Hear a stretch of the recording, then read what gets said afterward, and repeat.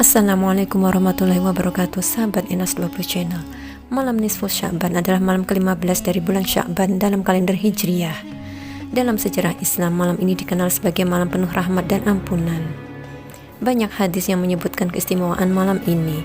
Beberapa riwayat hadis menyebutkan bahwa pada malam nisfu Sya'ban, Allah Subhanahu wa Ta'ala membuka pintu pengampunan dan melimpahkan rahmatnya kepada hamba-hambanya. Dalam sebuah hadis, Rasulullah SAW bersabda dari Abu Musa al-Ash'ari dari Rasulullah SAW bahwasannya beliau bersabda, sesungguhnya Allah melihat pada malam pertengahan Sya'ban, maka dia mengampuni semua makhluknya kecuali orang musyrik dan orang yang bermusuhan. Hadis riwayat Ibnu Majah nomor 1390 oleh Syekh Al-Albani. Pada malam nisfu Sya'ban, Allah Subhanahu wa Ta'ala membuka pintu ampunan bagi hamba-hambanya. Rasulullah SAW bersabda, Allah memperhatikan makhluknya pada malam nisfu Sya'ban, lalu dia mengampuni seluruh makhluknya kecuali orang musyrik dan yang bermusuhan. Sebagian ulama menyebutkan bahwa pada malam nisfu Sya'ban, takdir tahunan seseorang dicatat oleh Allah Subhanahu wa Ta'ala. Oleh karena itu, umat Islam dianjurkan untuk memperbanyak doa agar mendapatkan takdir yang baik dalam hidupnya. Memperbanyak membaca Al-Quran dan ibadah-ibadah lain di malam nisfu Sya'ban diharapkan akan memperoleh keberkahan dan kasih sayang dari Allah Subhanahu wa Ta'ala. Sahabat muslim semua, untuk malam nisfu Sya'ban di tahun 2025 ini jatuh di hari Kamis malam Jumat tanggal 13 Februari malam. Untuk itu jangan sampai ketinggalan untuk memperbanyak ibadah di malam nisfu Sya'ban nanti. Berikut kita simak sejenak tausiah dari Ustazah Halimah Alaidrus. Kamis malam Jumat tanggal 13 Februari ya, malam nisfu Sya'ban, namanya Lailatul Barat ya, malam Lailatul Furqan, malam pemisah nasib-nasib manusia. Kata Allah Subhanahu wa Ta'ala dalam Al-Quran, a'udzubillahi minasyaitonirrajim, yamhullahu ma yasha'u yuthbit wa indahu ummul kitab. Allah Subhanahu wa Ta'ala menghapuskan apa yang telah tertulis di Lauhil Mahfud atau menetapkannya. Apa yang telah tertulis dari nasib-nasib kita di Lauhil Mahfud, ada yang ditulis, ada yang ditetapkan, ada yang dihapus. Nabi Muhammad ketika menceritakan tentang ayat tersebut, kata Nabi Muhammad, dzaka lailatun nisf min Sya'ban.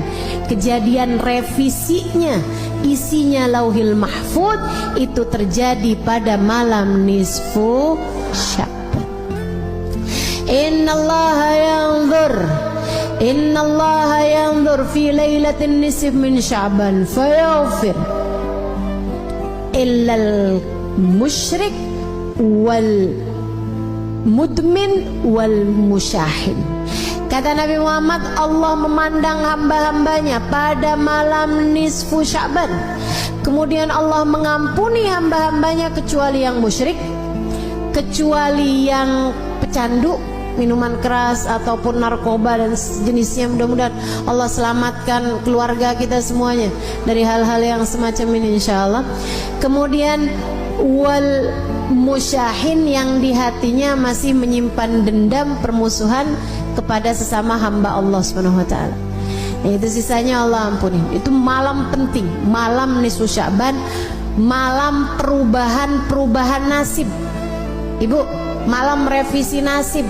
Nah ini nih, pada setiap tahun itu Allah punya malam revisi.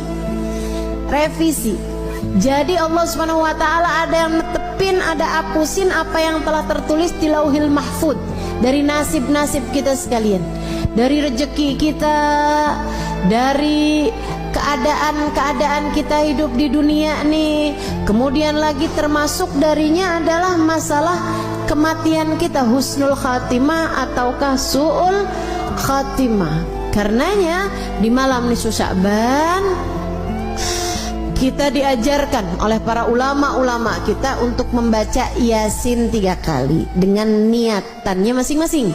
Yasin yang pertama dengan niat Allah karuniakan umur yang berkah, umur yang panjang dalam taat pada Allah Subhanahu wa Ta'ala, umur yang panjang baiknya, umur yang panjang kebaikannya, umur yang panjang pahalanya.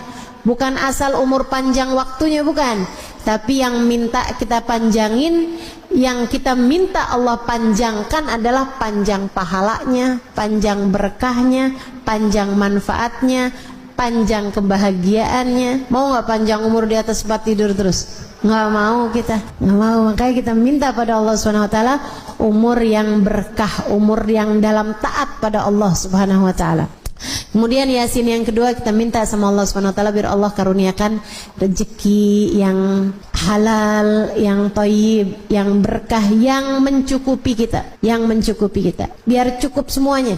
Lagi mau ngawinin anak ada rezekinya, lagi mau nyunatin ada rezekinya, lagi pengen ngasih anak-anak hadiah karena lulus sekolah ada rezekinya, mau ajak anak-anak jalan-jalan ada rezekinya. Itu tuh yang enak tuh, rezeki itu yang kayak gitu tuh, yang mencukupi, cukup gitu semuanya. Mau begini enak, mau ini enak, mau ini enak. Dan gak semua orang punya rezeki yang mencukupi. Kadang rezekinya banyak tapi kayak gak cukup aja gitu. Ada yang kayak gitu. Nah, kita minta sama Allah tuh rezeki yang halal, yang thayyib, yang berkah, yang mencukupi kita sehingga nggak lagi tertarik merezekinya orang. Gitu udah cukup kok, alhamdulillah. Itu yang kita minta sama Allah Subhanahu Wa Taala. Juga rezeki-rezeki yang lain, karena rezeki itu bukan cuma urusan uang, rezeki itu bukan cuma urusan harta, teman-teman. Kesolehan anak-anakmu itu adalah rezeki yang jauh lebih tinggi nilainya daripada sekedar rezeki harta. Betul nggak? Ibu-ibu saudaraku sekalian, saya muliakan, rezeki kesehatan. Menurutmu enakan banyak duit tapi sakit, apa enakan sehat walaupun duitnya pas-pasan? Habis-habis sehat banyak duit ustazah, kan nggak jadi pilihan. Bagaimanapun kan tetap lebih enakan kesehatan. Jadi kesehatan itu rezeki lebih mahal daripada rezeki harta gitu. Nah, kita minta semuanya sama Allah Subhanahu Wa Taala, rezeki harta yang thayyib, yang berkah. Kita minta juga sama Allah rezeki kesehatan badan kita, keluarga kita, gitu kan ya. Kita minta juga sama Allah kesolehan diri kita, kesolehan keluarga kita, jadi ahli taat semuanya, jadi ahli ibadah semuanya, insya Allah. Kemudian Yasin yang ketiga, kita minta sama Allah Subhanahu Wa Taala, ini yang paling penting dalam kehidupan kita, yaitu dengan niat semoga Allah karuniakan kepada kita kematian dalam husnul khatimah, biar mati di saat iman begitu kuat dalam hati kita. Kita minta pada Allah agar di saat ajal menjemput kita, kita dimatikan dengan membawa iman dan Islam, bawa cinta pada Allah, bawa cinta pada Rasulullah, membawa bekelan amal-amal soleh, dan membawa dosa-dosa yang telah diampuni Allah Subhanahu Wa Taala.